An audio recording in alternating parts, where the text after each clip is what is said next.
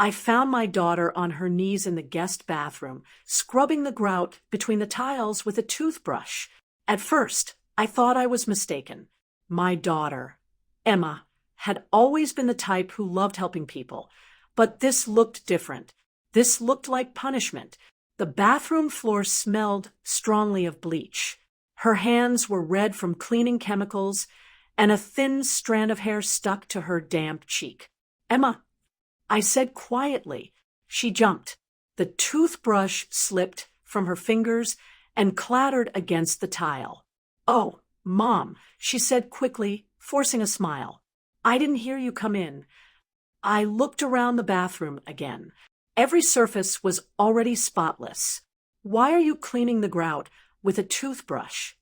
I asked. Before she could answer, a voice came from the hallway. "Well, someone has to." Emma's father-in-law leaned against the doorframe with a smirk. Robert Hayes had the kind of smile that never reached his eyes. "She's learning responsibility," he added. My stomach tightened. Emma had married his son, Daniel, 2 years earlier. At first, everything seemed fine.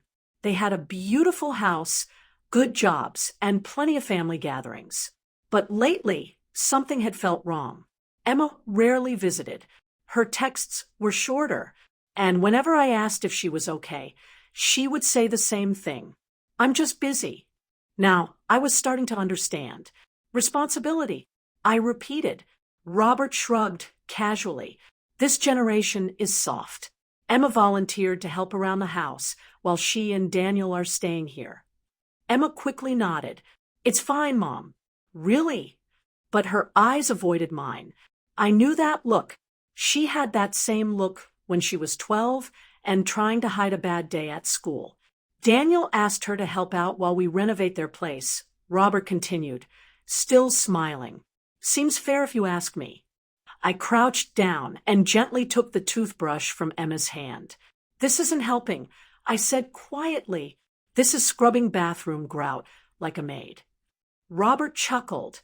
"Well, if the shoe fits." My head snapped toward him. "What did you say?"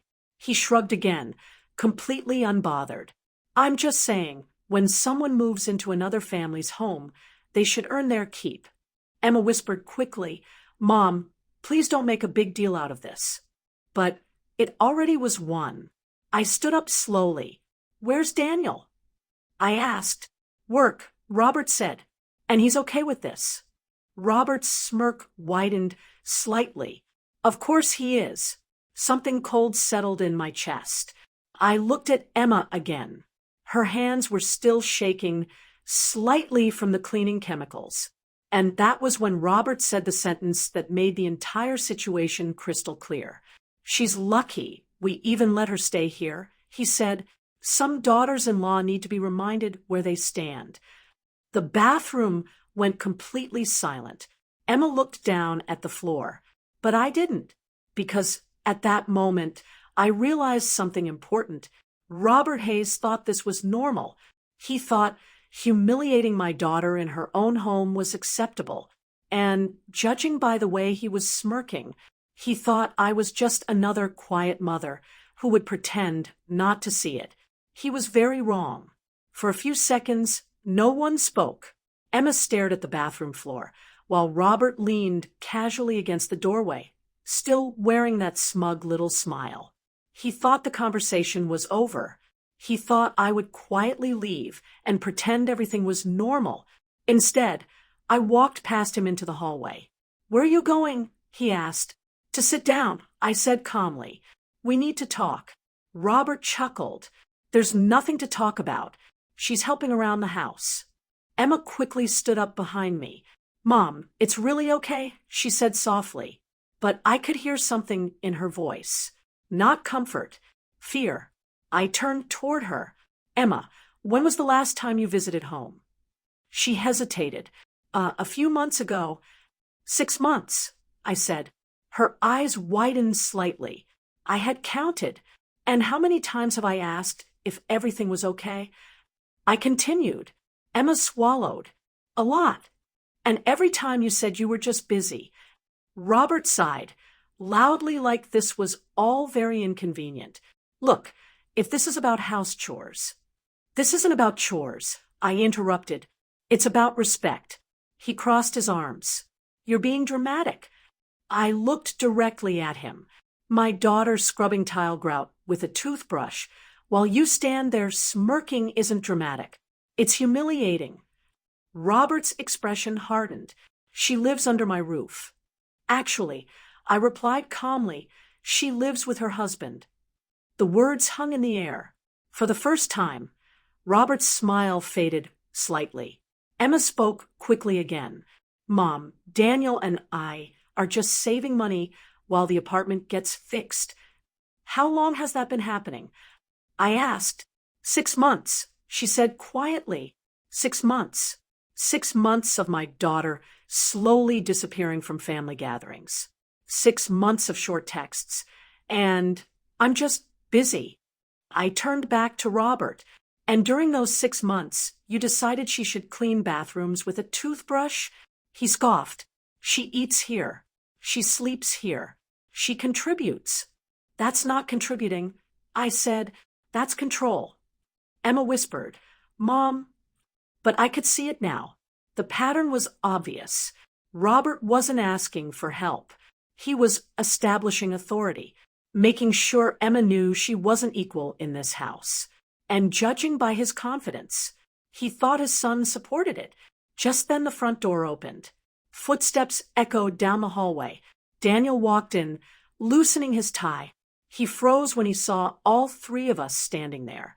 Hey, what's going on? Robert answered immediately. Your wife's mother is upset because Emma helps clean the house. Daniel rubbed his forehead. Emma, we talked about this. My heart sank slightly. He knew. He had known the entire time. Emma spoke carefully. It's not a big deal. But Daniel sighed. Dad's just old school, he said. It's easier to just help out. Help out? I repeated slowly. Daniel looked uncomfortable. She's staying here for free. I stared at him. For free. He nodded. Yeah. That was when I finally asked the question no one else had asked. Daniel, whose house is this? He looked confused. My parents' house. I shook my head slowly. No. I reached into my purse and pulled out a folded document. Robert's eyes narrowed slightly. What's that? I handed the paper to Daniel. He unfolded it. Then his entire face changed. What? He whispered. Emma stepped closer. What is it? Daniel looked up at me. This says the house is owned by Harrison Property Holdings. I nodded. That's correct. Robert frowned. So, I folded my arms calmly. 3 months ago, that company purchased this property. Daniel looked confused. Why are you telling us this? I held his gaze. Because I said quietly, I'm the owner of Harrison Property Holdings. The hallway went completely silent. Robert's confident posture disappeared instantly. Emma stared at me. You what? I took a slow breath. Yes, I said. And that means the house you've been making my daughter clean, like a servant, actually belongs to me.